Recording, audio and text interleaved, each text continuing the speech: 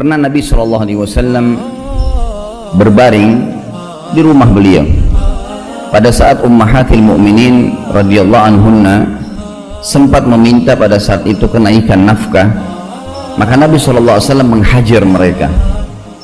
Salah satu dari ummahatil mu'minin adalah Hafsah radhiyallahu anha, anak Umar bin Khattab radhiyallahu anhu. Umar khawatir jangan sampai Hafsah diceraikan oleh Nabi SAW karena perilaku ini.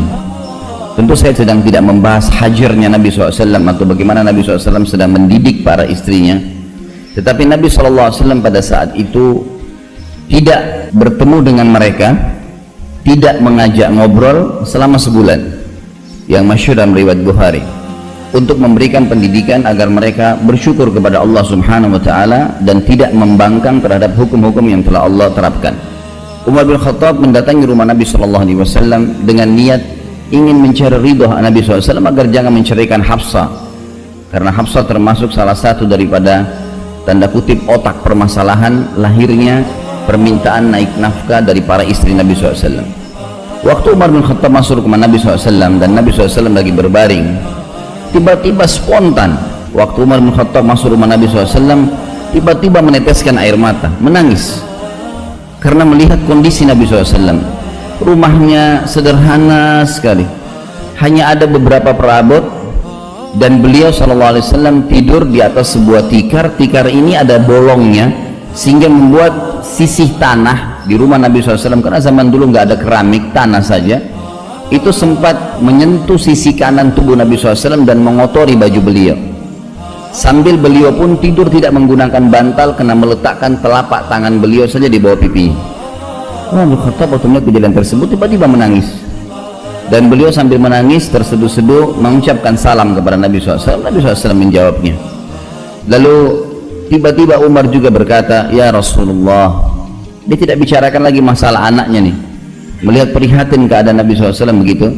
Sungguh Kisra, raja yang berkuasa di Persia, salah satu negara adik kuasa pada saat itu, dan Kaisar di Romawi, negara yang lain berkuasa di dunia ini, ada dua negara yang berkuasa pada saat itu. Mereka tidur di dipan-dipan yang empuk, mereka menggunakan baju-baju yang mewah, mereka didampingi oleh dayang-dayang yang mengipas mereka. Mereka juga duduk di sekitar mereka penuh dengan buah-buahan dan beragam macam makanan. Sementara Anda utusan Allah, Nabi kami, Anda adalah raja kami, seperti ini keadaannya ya Rasulullah. Artinya kok sederhana sekali, dan sampai tidur pun berbekas-bekas tanah di sisi kanan Nabi SAW. Perhatikan apa yang Nabi SAW jawab, teman-teman sekalian, dan ini yang menjadi pemicu awal kenapa kita bahas masalah kalimat yang saya bilang rahasia nanti. Nabi SAW duduk darinya baring, lalu berkata, wahai ibnu Khattab, wahai anaknya Khattab, maksudnya Umar, apakah kau masih ragu dengan apa yang telah selama ini aku sampaikan? Apakah kau masih ragu, wahai Umar, bahwasanya mereka memiliki dunia, tadi orang-orang yang kamu sebutkan itu, dan kita memiliki akhirat? Apa kau masih ragu semua dengan janji-janji Allah dan semua ancamannya, sampai akhirnya kau berkata seperti itu? Ketahuilah wahai ibnu Khattab, Islam ini akan sampai ke seluruh pelosok muka bumi ini, baik dengan kemuliaan atau dengan kehinaan. Maksudnya akan masuk Islam orang yang mulia, dan yang menolak pun akan dengan terhina masuk ke dalam Islam. Akan masuk akhir zaman nanti seperti itu. Ini kurang lebih pemicu awal kisah ini. Juga yang lainnya adalah riwayat Bukhari, Khabbab bin Arat radhiyallahu anhu, sahabat Nabi yang mulia, seorang mantan budak di Mekah dulu, datang kepada Nabi SAW di Mekah, mendekati beliau lagi di depan Ka'bah, kemudian menggunakan jubahnya sambil berdoa kepada Allah Azza wa Jalla. Khabbab bin Arat waktu itu baru saja selesai disiksa. Tahu bagaimana bentuk siksanya orang-orang Quraisy kepada Khabbab? Luar biasa. Kisahnya adalah bagaimana kita tahu luka dan sakitnya Khabbab radhiyallahu anhu ini waktu di zaman khilafahnya Umar bin Khattab. Saya akan kembali ke kisah tadi. Umar bin Khattab waktu jadi khalifah sempat bertanya kepada Khabbab, wahai Khabbab, siksaan apa yang paling menyakitkan bagi kamu yang dilakukan oleh Quraisy? Khabbab nggak ngomong apa-apa. Beliau mengatakan, inilah Amir Mu'minin. Dibuka bajunya, Jadi tulang belakangnya Khabbab dari leher sampai ke tulang ekornya, di sebelah sisi kirinya itu ada lubang yang dalam sekali, dari atas sampai ke bawah. Lubang yang dalam yang kalau dimasukkan telapak tangan bisa masuk dalam, berwarna merah kehitam-hitaman seperti luka bakar. Dan ini sudah berjalan sekian tahun, ini sudah sekian belas tahun terjadi ini.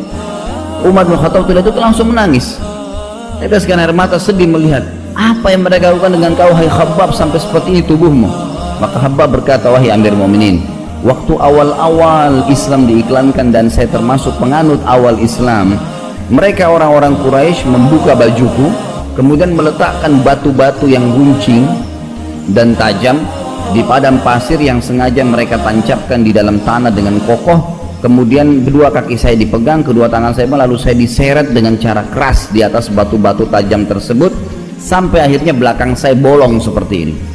Waktu masih netesin darah, baru selesai disiksa seperti itu di Mekah, Khabbab bin Arad datang kepada Nabi SAW. Nabi SAW lagi di depan Ka'bah, mengatakan, ya Rasulullah, dibuka bajunya, lihat nih perilakunya orang Quraisy, luar biasa nih penyiksaannya, tidak ada orang yang disiksa seperti saya gini, tapi alhamdulillah masih hidup. Lalu kemudian berkatalah Khabbab, ya Rasulullah, mumpung anda di depan Ka'bah, anda seorang utusan Allah, mintalah agar Allah memenangkan segera agama ini. Apa kata Nabi SAW? Wahai Khabbab, sesungguhnya kalian kaum yang buru-buru. Wahai Khabbab, demi zat yang ubun-ubunku dalam genggamannya, Allah Azza wa Jal akan memasukkan agama ini ke seluruh pelosok muka bumi ini, baik dengan kemuliaan atau dengan kehinaan. Pasti orang akan masuk menerima agama ini karena kepintarannya, kecerdasannya, atau dia akan masuk Islam dengan terpaksa pun nanti di akhir zaman. Dan wahai Khabbab, Allah Azza wa Jal akan menyebarkan Islam sampai-sampai seorang wanita jalan dari Hadramaut menunggangi unta sendirian, tidak didampingi oleh siapapun, menuju ke San'a. Hadramaut sebuah wilayah di Yaman, jaraknya dengan San'a mungkin kalau saya tidak salah sekitar 600 km. San'a ibu kota Yaman, sampai sekarang masih ibu kota. Dan dulu antara Hadramaut dengan San'a ini teman-teman sekalian terdapat puluhan suku, semuanya perampok. Kalau orang dulu jalan antara San'a dan Hadramaut itu antara hidup dan mati. Kalau dia lolos dari satu suku yang akan merampoknya, maka dia akan ditangkap oleh suku yang lain di depannya. Setiap suku yang dilewatin pasti akan merampok, dan tidak ada yang selamat antara dua wilayah ini. Nabi SAW berikan contoh, wahai Khabbab, nanti akan tiba Islam masuk seluruh jazirah Arab, seluruh dunia ini, sampai-sampai karena tersebarnya Islam itu seorang wanita jalan dari Hadramaut sendirian menunggangi unta ke San'a, dan tidak ada satupun yang mengganggunya serta dia tidak takut kecuali kepada Allah.